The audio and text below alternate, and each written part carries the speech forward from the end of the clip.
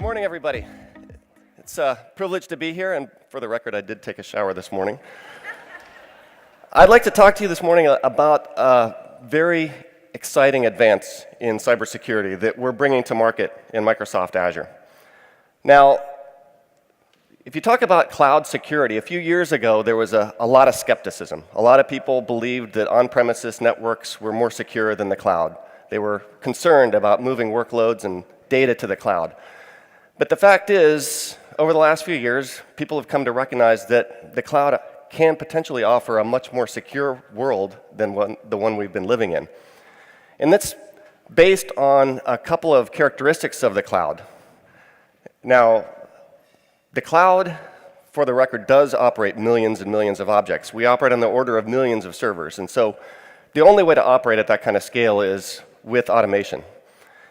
We operate with the most advanced state-of-the-art physical data center infrastructure security.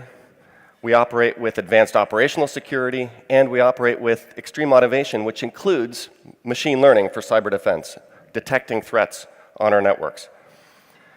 One of the really fundamental changes in the way that people design applications that the cloud brings is that the cloud is completely driven through APIs.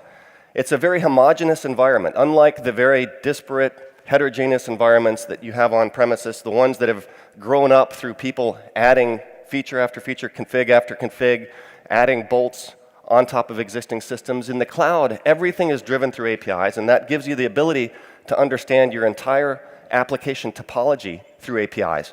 Monitoring is built in to the system as well, so you don't have to funnel all network traffic through particular endpoints. The network traffic can be captured at any place in the application topology.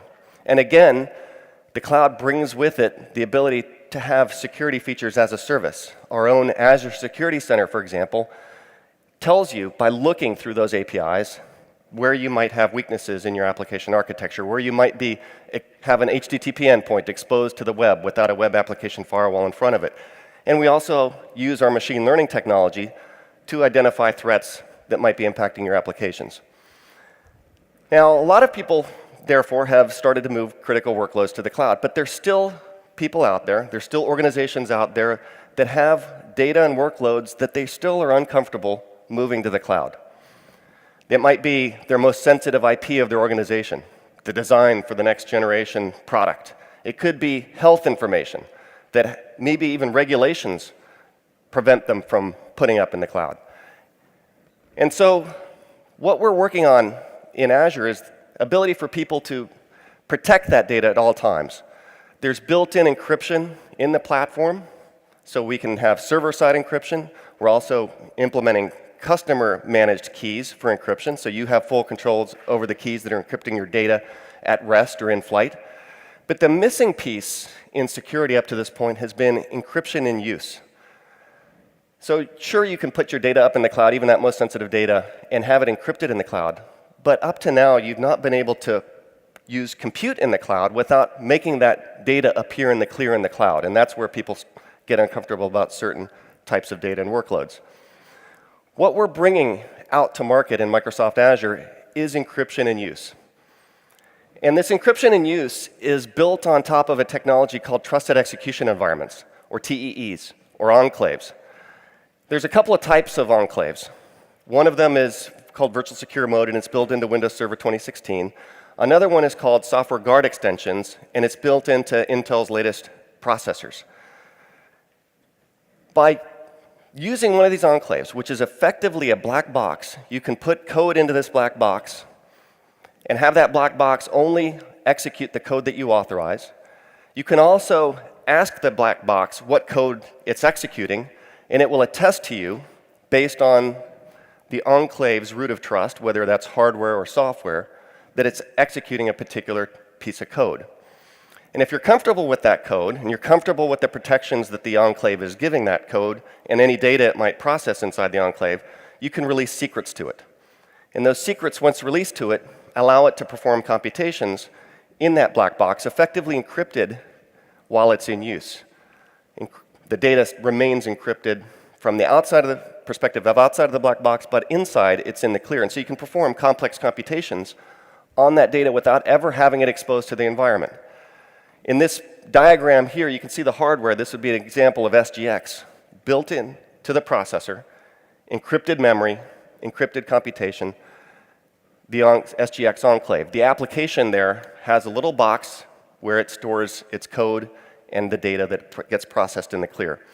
We've been working on this technologies in partnership with Intel and through research and Microsoft Research for 4 years. And so what we're going to be bringing to market for this are our own services that have this enclave technology built into it, as well as SDKs and runtimes that will allow customers to build their own applications that make use of enclave technology. In that 4 years, in developing some of the compiler tools, the SDKs and runtimes, we've also been looking at various use cases. So this picture is a little bit abstract. You might be thinking, okay, what can I do with that code and data sitting in that black box? What kind of scenarios does this unlock? So I'm going to walk you through some of the use cases that we've been exploring and that we're bringing out to market. And I'll start with a pretty straightforward one, which is a SQL database. SQL Azure and SQL Server have had a capability for several years called Always Encrypted. Always Encrypted lets you encrypt columns in a table such that the database itself never has that data in the clear. The client has the key, and the client then can encrypt that data as it goes into the database for those columns. And while that protects that data from any adversary that might be compromising the SQL Server or the operating system underneath it or the server underneath it, it doesn't allow any kind of regular expressions to be performed on that data. Basically, the only type of query that you can perform on that kind of encrypted data is pure equality. You can't do range expressions, you can't do greater than or less than, you can't get to joins or aggregates. With the use of enclave technology, SQL Server and Azure SQL Database are bringing to market what we call Always Encrypted vNext. With Always Encrypted vNext, you can, from your client, send encrypted data into the database, maybe encrypting only specific columns. Columns like PII data for your customers or your citizens, social security numbers, or salaries, information that you don't want leaked, you don't want compromised if an attacker gets onto that server. With the use of the enclave, with the SQL engine operating inside of it, and you authorizing the SQL engine to use the keys to decrypt those columns, you can now get the full richness of SQL Server. You can perform range computation. So you can, for example, do a query from your client that says, tell me the average salary of all the customers that are in this particular table, something that you couldn't do before. And through that computation, that data is never in the clear outside of that enclave. All of the transmission of the query and the transmission of the results are encrypted, so only the client can see it. A compromise of the server, a compromise of the hypervisor, a compromise of the OS, a malicious administrator, a hacker that has breached the multi-tenancy boundary, or a third party requesting access to that data can't get at it because technically it's not possible to reveal it without the keys that only the client has or without breaking the enclave. So that's one example, but there's some other exciting ones. One, big data analytics is what the cloud is all about, being able to perform computation over massive sets of data. And again, this is an area where we've done some research on how to take the core part of Hadoop, which is one of the popular MapReduce big data analytics platforms, and put that inside of an enclave. And so now you can have encrypted data sets, large-scale data sets, and then be able to perform large-scale analytics on it with that data never being in the clear. It's always encrypted on disk, or in storage. It's always encrypted while it's being processed. And then the output is also encrypted. So now you as a client with the keys can go and decrypt those results and make use of them. And there's even more exciting use cases. Another one, and this is one we hear a lot from commercial customers, specifically in healthcare, is one of the great examples of this, which I've got depicted here on the slide, is multiple parties. For example, hospitals, health research organizations, they all have their own data sets.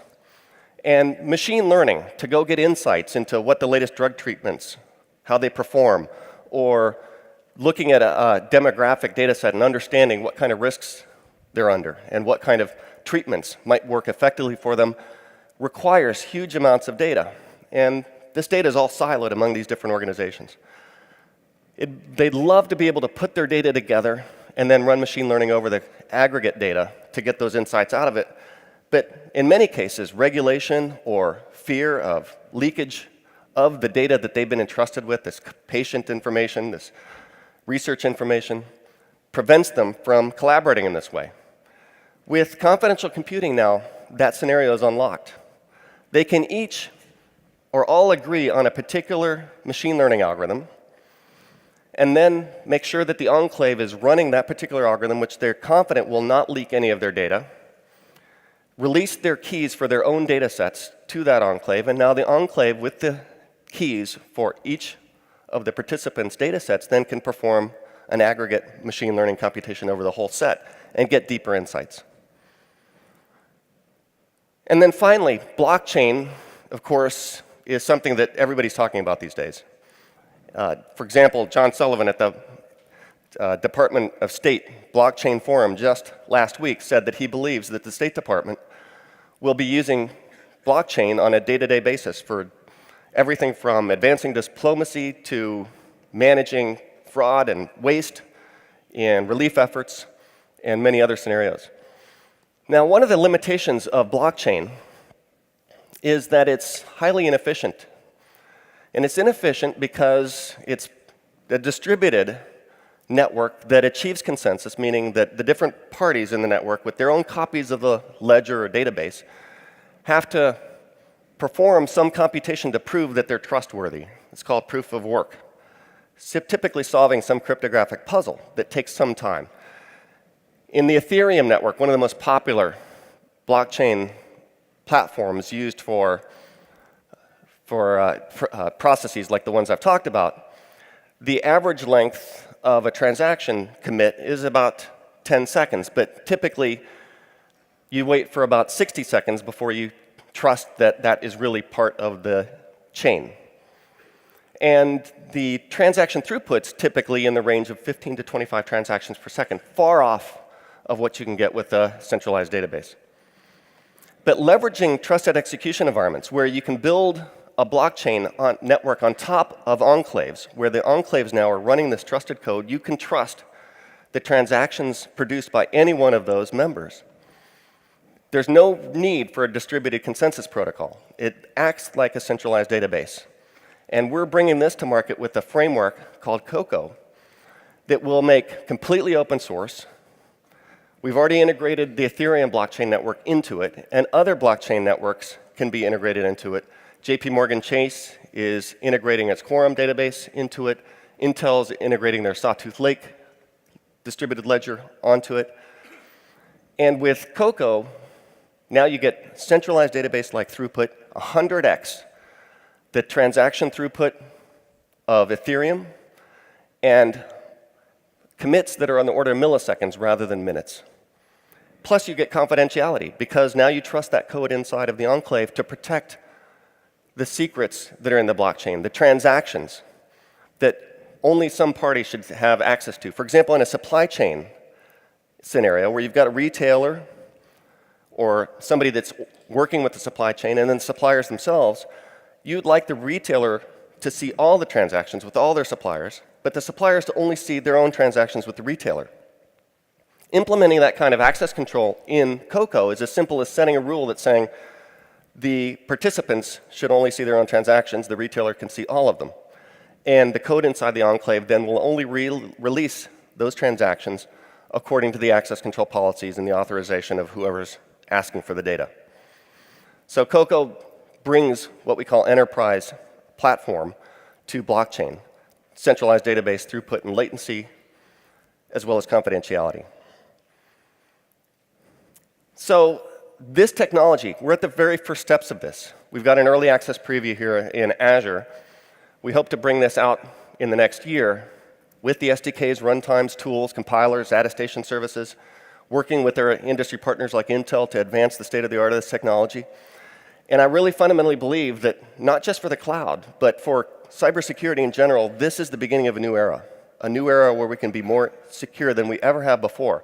I believe in a few years, this type of technology will be table stakes for any system, whether it's an IoT system, an on-premises system or a cloud system, will be built on top of enclaves that will effectively create isolated networks that are completely protected from any attackers outside in the infrastructure. So with that, I want to thank you very much, and I hope to see you in the cloud.